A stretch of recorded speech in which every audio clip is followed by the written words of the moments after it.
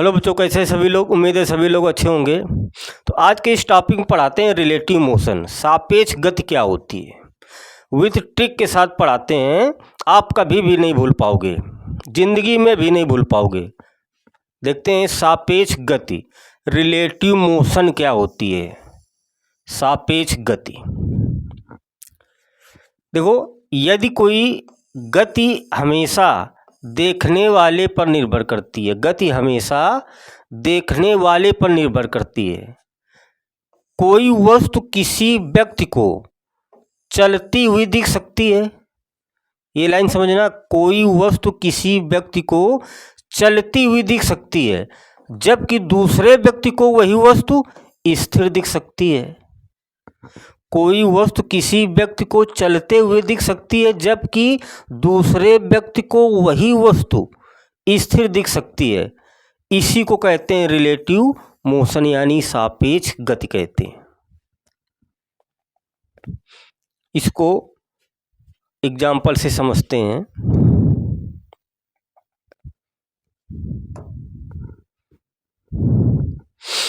तो कोई एग्जाम्पल क्या है इसका।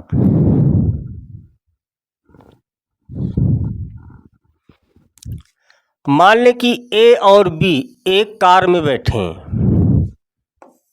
ये रास्ता है आपका, ये कार है, और कार में दो व्यक्ति बैठे हैं, ए और बी। मान लेते हैं ए और बी एक कार में बैठे हैं और कार समान वेग से चल रही है। एक समान चाल से क्या हो रही, कार चल रही है एक समान वेग से। आगे, जमीन पर खड़े व्यक्ति सी और डी, यहाँ पर दो व्यक्ति खड़े हैं, एक सी और एक डी। सी और डी को ए और बी चलती हुई दिखाई देगा।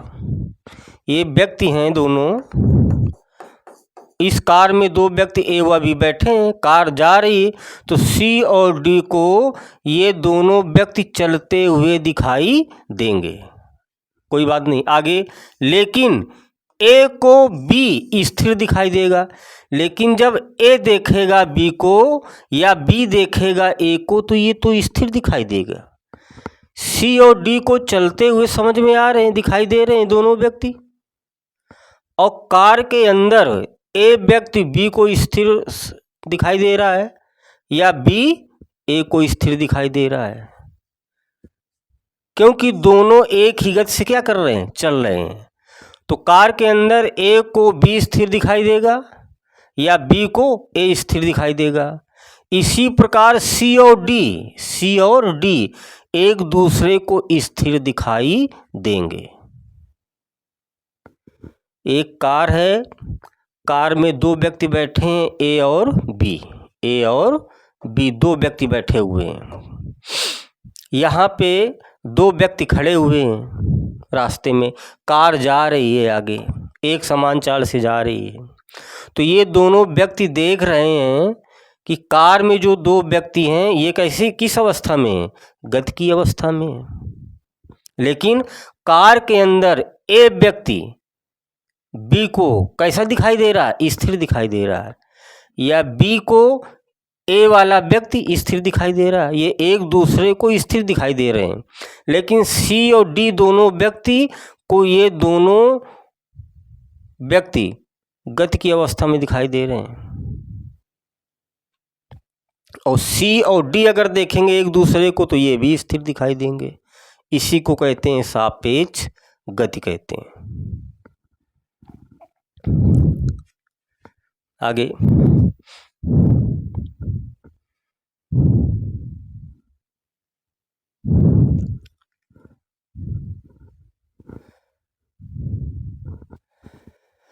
रिफरेंस फ्रेम क्या होता है। संदर्भ तंत्र, कि जिस बिंदु या प्रणाली के अनुसार हम किसी वस्तु की गति देखते हैं उसे रेफरेंस फ्रेम कहते हैं।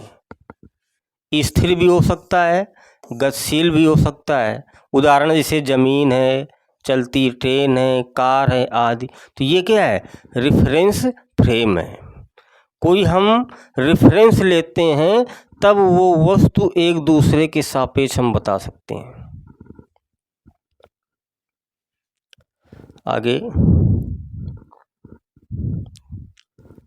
देखो, अब रिलेटिव पोजीशन क्या होती है, यानी सापेक्ष गति क्या होती है।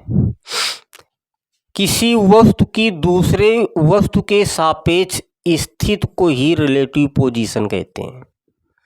रिलेटिव पोजीशन सापेक्ष स्थिति क्या होती है, किसी वस्तु की दूसरी वस्तु के सापेक्ष स्थिति को रिलेटिव पोजीशन कहते हैं। मान लेते हैं ए की जो स्थिति है एक्स ए मान लेते हैं, और बी की स्थिति क्या है एक्स बी, यहाँ समझना है।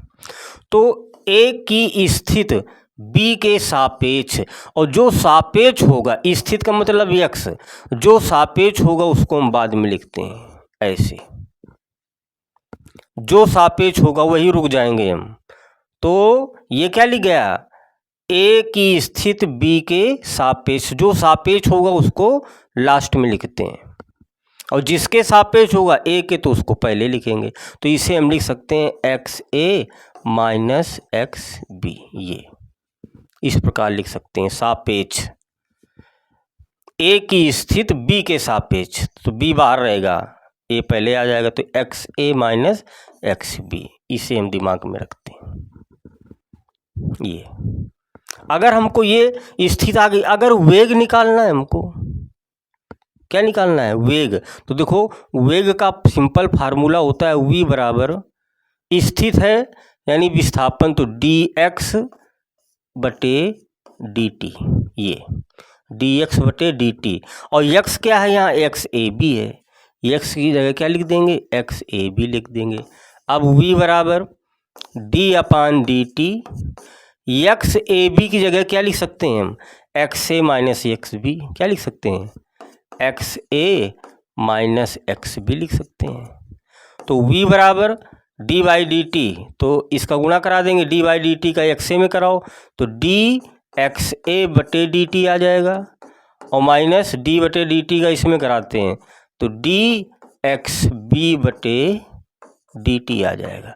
ये क्या लिखा है, यक्स क्या है स्थित है, विस्थापन है, तो विस्थापन के समय परिवर्तन की दर को क्या कहते हैं वेग, तो वेग आ गया ये v a आ गया, और ये v b, ये होता है सापेक्ष वेग, v बराबर v a minus v b, और किसके सापेक्ष है a b बराबर ये b के सापेक्ष a का वेग, b के सापेक्ष a का वेग, तो v a minus v b, ये होता है सापेक्ष वेग। आगे देखते हैं,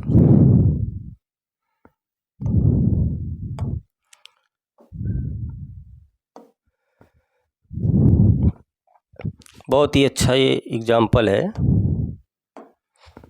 कह रहा है कि चित्र में ए ओरिजिन पर है, देखो चित्र बनाते हैं हम, ये पॉइंट आपका ए है, फिर यहाँ पॉइंट एक बी है, और ये पॉइंट क्या है सी है। अब ए ओरिजिन पर है, ये मेन बिंदु है, कह रहा बी ए से 4 मीटर दाईं ओर है, जो बी है ए से 4 मीटर दाईं ओर है इधर, ये बिल्कुल सही है। आगे फिर कह रहा सी ए से 10 मीटर दाईं ओर है, सी जो है ए से कितने मीटर 10 मीटर, ये दाईं ओर है, दाईं का मतलब उधर, बाएं का मतलब इधर। आगे फिर कह रहा है सी बी से 6 मीटर दाईं ओर है, जो सी है बी से कितने मीटर 6 मीटर दाईं ओर है, मतलब इधर, ये आपको चित्र दे रखा है।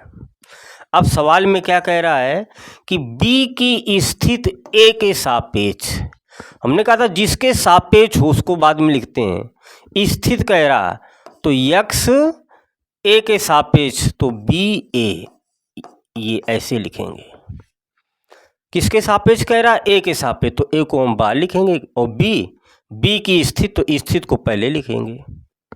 ये तो फार्मूला क्या होगा, पहले जो लिखा है तो ये आ जाएगा एक्स बी माइनस एक्स ए, ये स्थिति एक्स बी माइनस एक्स ए। चलो मान रखते हैं एक्स बी, ये बिंदु क्या है बी है, एक्स बी, तो बिंदु बी ओरिजिन है ये ओ से बी या ए से बी 4 मीटर, तो इसकी जगह क्या लिख देंगे 4 माइनस एक्स ए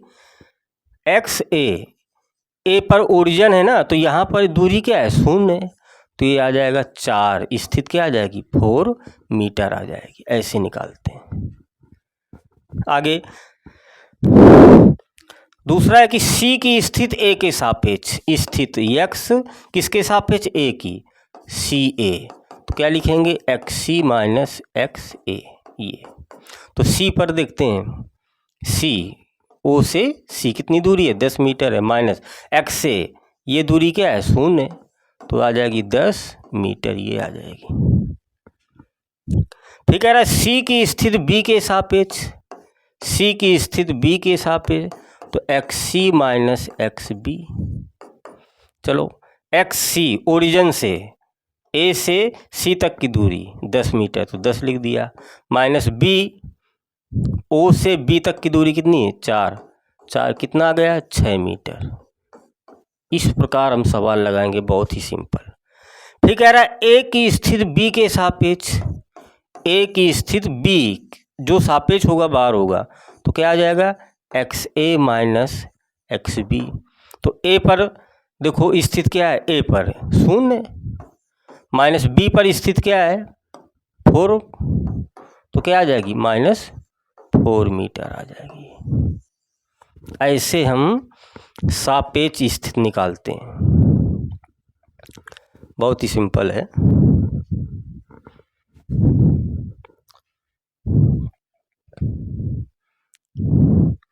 आगे देखते हैं।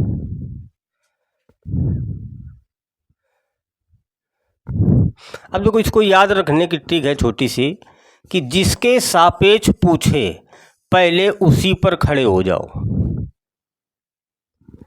मान लो ए की स्थित बी के सापेक्ष, तो वी ए बी उसको वहीं रख देते हैं।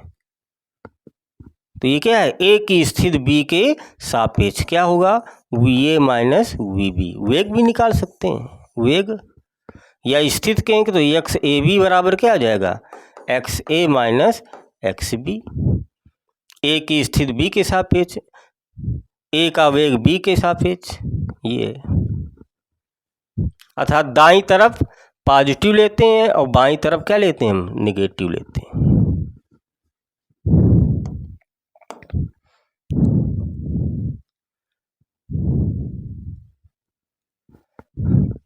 सापेक्ष वेग देखो,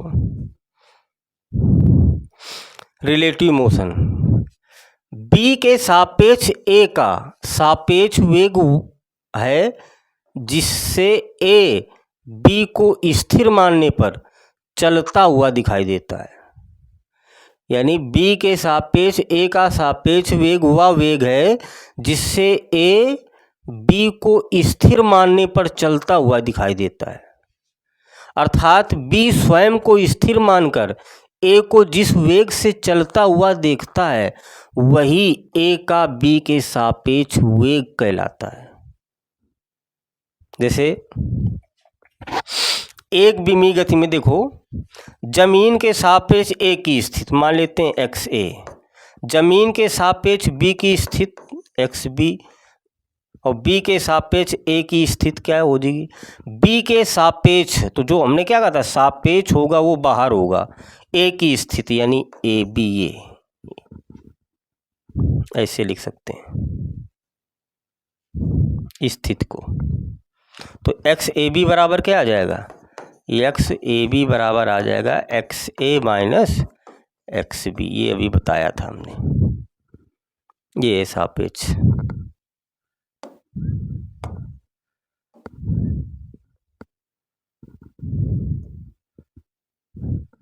ये एग्जाम्पल देखते हैं अब इसके सवाल।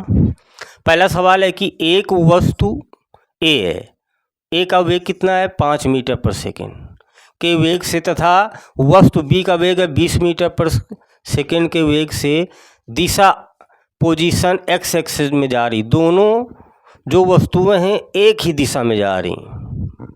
पहले पार्ट में क्या कह रहा है, पहले पार्ट में ये कह रहा है कि ए के सापेक्ष बी का वेग ज्ञात करो। हमने कहा था जो सापेक्ष होगा वो बाहर होगा, अर्थात VBA पूछ रहा है ये। ए के सापेक्ष बी का वेग, जो सापेक्ष होगा वो कहाँ होगा, बाहर होगा। चलो इससे क्या लिख देंगे, VB माइनस VA। तो B पर वेग कितना है 20 और A पर वेग कितना है 5, तो आंसर आ जाएगा 15 मीटर पर सेकेंड। ऐसे जैसे दूसरा है, कह रहा B के सापेक्ष A का वेग। देखो B के सापेक्ष जो सापेक्ष होगा उसको बाद में लिखते हैं, A का वेग यानी AB। ये क्या लिखेंगे, VA माइनस VB। तो A पर वेग कितना है 5 मीटर पर सेकेंड और B पर कितना है 20, तो क्या आ जाएगा माइनस का 15 मीटर पर सेकेंड। ऐसे हम सवालों को लगाते हैं और एक सवाल 100% पूछा जाता है।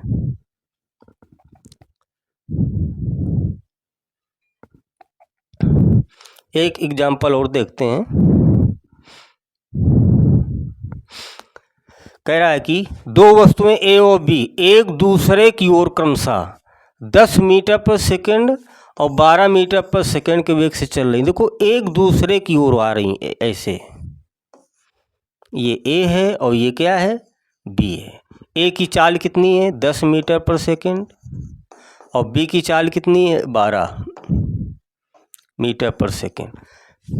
पहले पार्ट में क्या कह रहा है, B के सापेक्ष A का वेग, जो सापेक्ष होगा बार ये B के सापेक्ष A का वेग क्या होगा VA माइनस VB। तो A पर वेग कितना है 10 है, 10 लिख दिया, माइनस B पर वेग क्या है, देखो A के अपोजिट में है तो इसको हम क्या माइनस का ले लेंगे, ये तो आ जाएगा 10 और माइनस माइनस प्लस 12, तो क्या आ जाएगा 22 मीटर पर सेकेंड। ये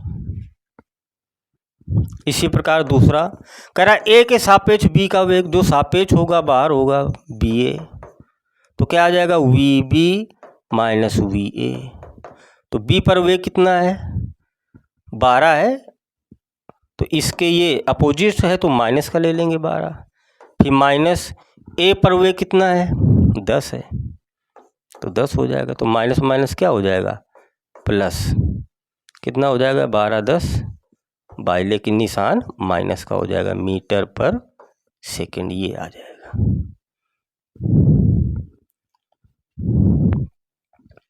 तो A के सापेक्ष B का वेग VB माइनस VA, इस प्रकार हम सापेक्ष वेग के सवाल करते हैं।